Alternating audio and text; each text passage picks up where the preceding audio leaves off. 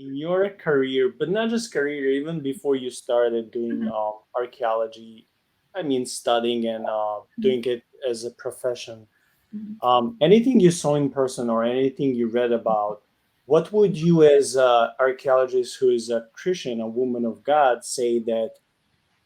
Can you name a few findings that were like the most important for our Christian faith? And there, I would assume that will be the Dead Sea Scrolls regarding the Old Testament, or when it comes to the Old Testament. I mean, when it comes to the New Testament, I would say that also one of those findings, like in old basilicas, where they will find Mm, inscriptions that Jesus is mentioned as God, because the skeptics would sometimes attack Jesus, well, not sometimes, but many times they will attack Jesus' divinity by saying that, mhm, well, this is a later invention. Jesus was never mhm. seen by as a God by his early followers and the early church. So I would assume this is also important. But according to you, you personally, can you please just name few or several most important findings we found, in archaeology when it comes to our faith? Yeah, absolutely. Um, I would say obviously the Dead Sea Scrolls because as I'm sure you've studied at Moody, up until the Dead Sea Scrolls were found, we really didn't have um, very early manuscripts for the Old Testament. So once the Dead Sea Scrolls were found, and they predate Christianity for the most part, I think there are some that are kind of contemporary with the New Testament times, but most of them are like older, based on the I think they did carbon dating on some, but they also look at the style of the lettering on the scrolls. So Dead Sea Scrolls, you know, that's like King Tut for the archaeology and biblical studies side of things. So Dead Sea Scrolls definitely important. I would also have to point to the Dura Europos Church, which is found in Syria. It's believed to be the earliest Christian church that's yet been found, and it dates to the 3rd century, which everyone who sometimes people say things and don't realize how misinformed they are. I've heard very well-intentioned, passionate people who, they don't agree with Christianity, and so they're like, "Well, Constantine just made it all up." And I'm like, "Yes, but what about the Dura Europos Church that predates Constantine? It's like it's before he was even born." Or wait a minute, I might have to check my chronology, but it dates to the 3rd century before the Edict of Milan and so forth. So yeah, that is a very important one that is not as well known by everyone, but it should be. Let's see, what would be another one? Um, the Merneptah Stela is a very important one. I actually got to see that at the Cairo Museum. I was just geeking out. But it contains what is believed to be the earliest mention of Israel in any of the extra biblical literature. So it's very important. Also kind of helps us secure the date of the Exodus, although that, of course, is under debate. Let me think what else.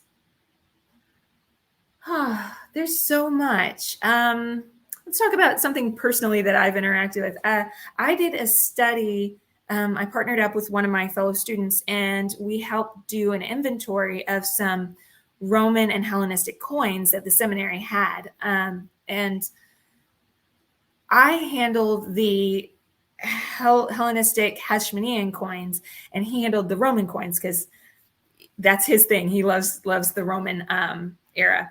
So I spent a whole semester working with these Hashmonean coins, which, if you're familiar with the Hashmonean dynasty, that connects to the Maccabees and the story of Hanukkah.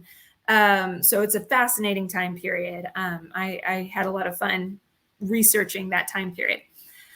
But what was fascinating for me was seeing the coins of Alexander Jannaeus, where he uses what's called Paleo Hebrew instead of what was the modern Hebrew of his time, which had been influenced by Aramaic.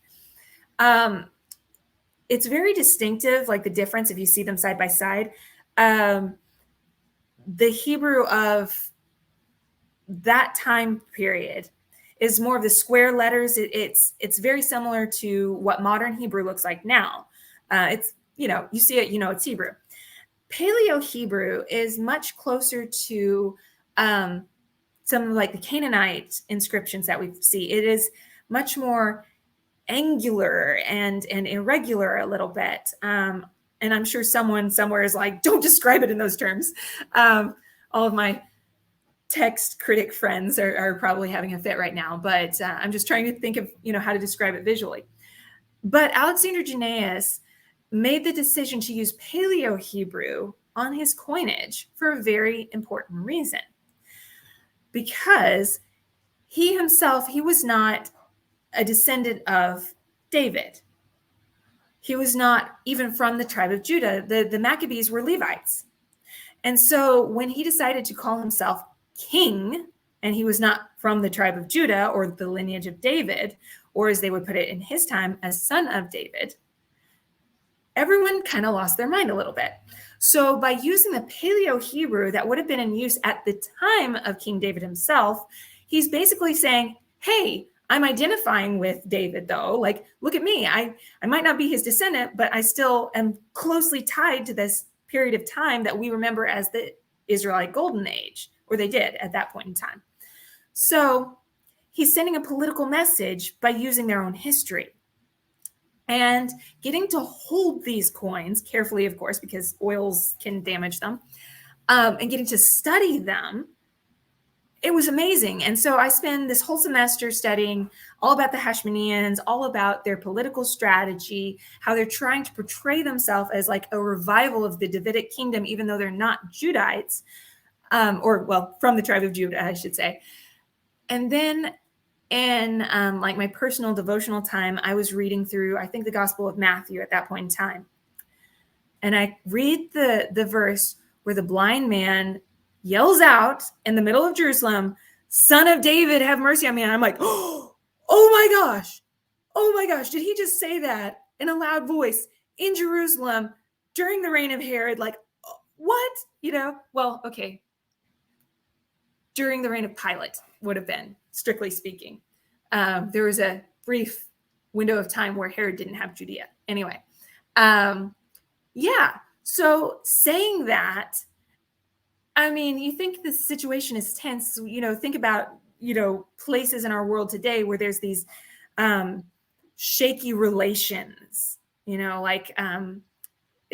currently how the U.S. is with Russia. It's like we're back in the Cold War again, almost. It's like, do we need to do something about this? Let's wait and see.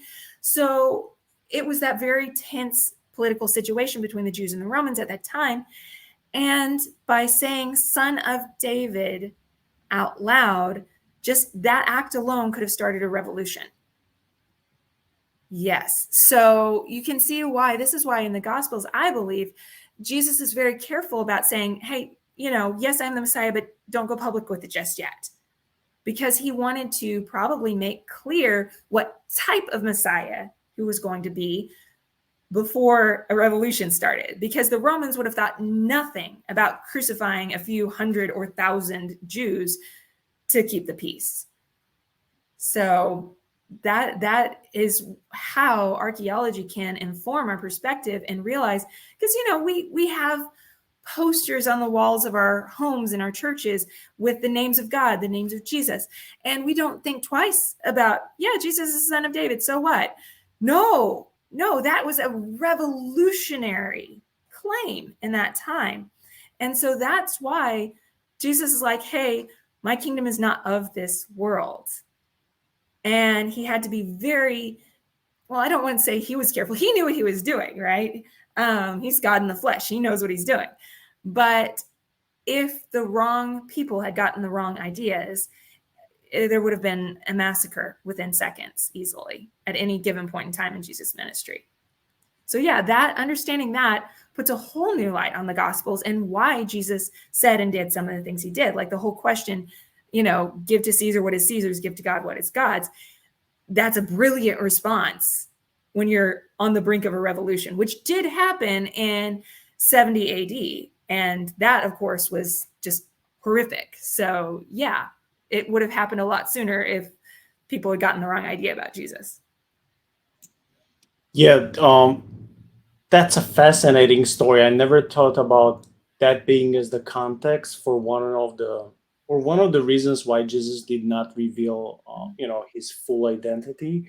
I Mhm. would find, different reasons here and there, read or just understand by myself when studying the scriptures. But this is a really good cultural and historical context. So thank you for that. You're very But welcome. when we're talking about some crucial findings that can strengthen our faith, I'm also reminded of the pagan findings of Yahweh being first mentioned, because we don't have, I think that it helps our faith to prove that, Yahweh is not just some Mhm. deity that was evolved later in Jewish mythology, Mhm. supposedly, as some Yeah. skeptical scholars believe. So for me, that's also very important, especially when it comes to those who are not Jewish. They are not Christians, but Mhm. I mean, we still find these findings. I think it was on a Moabite stone Yeah, when the this Moabite Stela, yes.